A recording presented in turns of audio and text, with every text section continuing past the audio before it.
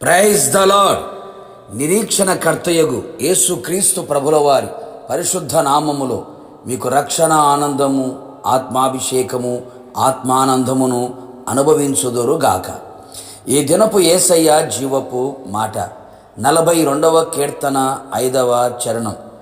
దేవుని యందు నిరీక్షణ ఉంచుము. విశ్వాసమునకు కర్తయు దాన్ని కొనసాగించువాడైన యేసు క్రీస్తు వైపు చూచుచు ఎదుట ఉంచబడిన పరుగు పందెములో ఓపికతో పరిగెత్తుచున్న విశ్వాస వీరులారా, నిరీక్షణ జనులారా, మనము ప్రేమించి ఆరాధించి సేవించే యేసునాథుడు నిరీక్షణ కర్తయ్య ఉన్నాడు. మన నిరీక్షణకు ఆధారమై ఉన్నవాడు ఆయనే. ఈ ఆత్మీయ యాత్రలో సిలువను మోయిచు ఆయనను మనము వెంబడించుచు ఆయన ఉన్న స్థలములో మనము ఉండుటకు మనమందరము నిరీక్షణ గలవారమై ఉండవలెను. ఈ జీవిత కాలం మట్టుకే మనం క్రీస్తునందు నిరీక్షణ ఉంచిన వారమైతే మనుషులందరికంటే దౌర్భాగ్యులమై ఉందుము కదా. ఇహమందును పరమందును ఆయనతో ఉండే నిరీక్షణతో బ్రతుకుదుము. అనేక మంది క్రైస్తవులు, ఆత్మీయులు కూడా విశ్వాస యాత్రలో దేవుని మీద నిరీక్షణ లేనివారిగా కనబడుచున్నారు. అందువలనే భక్తిలో ఎదగలేకపోవచ్చున్నారు. ఆత్మలో బలపరచబడక వర్ధిల్లకయే ఉన్నారు. సంపూర్ణ భక్తి చెయ్యలేకపోవచ్చు. సాధారణముగా భక్తిలో కొనసాగుచు ఉన్నారు. భక్తుడు సెలవిచ్చి ఉన్నాడు, నా ప్రాణమా నాలో ఎలా కృంగి ఉన్నావు, నా ప్రాణమా నాలో నీవేలా తొందరపడుచున్నావు, దేవుని యందు నిరీక్షణ ఉంచుము అని చెప్పుచున్నాడు. నా దేవుని బిడ్డ, నీ ప్రాణము కూడా కృంగిపోయి ఉన్నదా?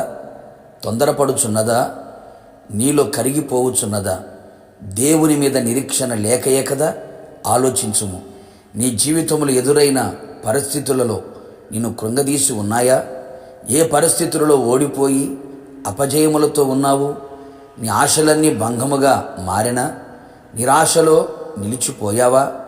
దారులన్నీ మూయబడి గమ్యమేటో కాడరాని స్థితిలో చీకటిలో దారి కానరాక ఉన్నావా? శత్రువులు నిన్ను అపహసిస్తూ నిందిస్తూ గేలి చేసి నీ దేవుడు నీకు ఏమి చేసెను అని మాటలతో నీతో యుద్ధము చేసి నిన్ను గాయపరిచి సిగ్గుతో తలదించుకునేటట్లు చేశారా? ఉద్యోగం ఓడి, వ్యాపారములో ఓడి, అడుగులు తడబడి మరణమే శరణమని ఇంకా నేను లేవలేను అని అనుకొనుచున్నావా? ఓ నా ప్రియ నేస్తమా, నా యేసయ్య నీ కొరకు ప్రాణం పెట్టిన దేవుడు, నిరీక్షణ కర్తైన వాడు. ఆయన యొద్దకు రమ్ము, ఆయన పాదాల చెంత వేడుకొనుము. నీ కన్నీళ్లతో ఆయన పాదాలను తడుపుము. పరిశుద్ధాత్మ శక్తి పొంది విస్తారమైన నిరీక్షణ పొందుము. బంధకములలో పడి ఉండియు నిరీక్షణ గలవారలారా, మరల మీ కోటలో ప్రవేశించుడి. ఆయన మీకు రెండింతలుగా మేలు చెయ్యును. నీ యథార్థ ప్రవర్తన నీకు నిరీక్షణకు ఆధారమగును. నీ శ్రమలలో నా దేవుడు నిరీక్షణ ద్వారముగా చెయ్యును. అన్ని విషయములలో నీకు జయమిచ్చును. ఆనందమును, ఆశీర్వాదమును, ఆరోగ్యమును, విజయమును నీకు కలుగు చేయును.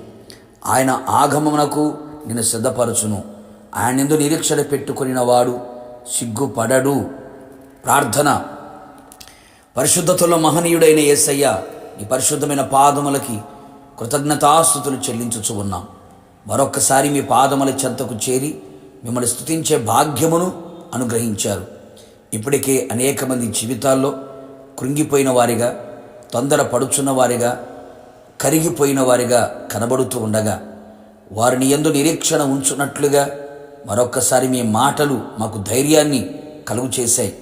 నిరీక్షణ కోల్పోయిన జనమునకు మరలా నిరీక్షణ కర్తగా మీరు నిలిచి ఉండి వారికి తోడుగా ఉండి వారిలో విస్తారమైన నిరీక్షణ కలుగునట్లుగా మీ ఆత్మశక్తితో నింపండి ప్రభా. మీకు స్తోత్రం. బంధకముల పడి ఉండి నిరీక్షణ కలిగిన వారలారా, మరల మీ కోటలో ప్రవేశించుడి, మీకు రెండింతల మేలు చేయుదురని వాగ్దానం చేశారు. నీ ప్రజలందరికీ రెండింతలుగా మేలు కలుగు చేసి నిరీక్షణకు ఆధారముగా మారి గొప్ప విజయాన్ని కలుగు చేయమని యేసు నామములో అడిగి పొందుకున్నాము తండ్రి, ఆమెన్. నిశ్చయముగా మీకును మీ కుటుంబ సభ్యులందరికీ ఆయన నిరీక్షణ కర్తగా తోడుగా ఉండును గాక. God bless you.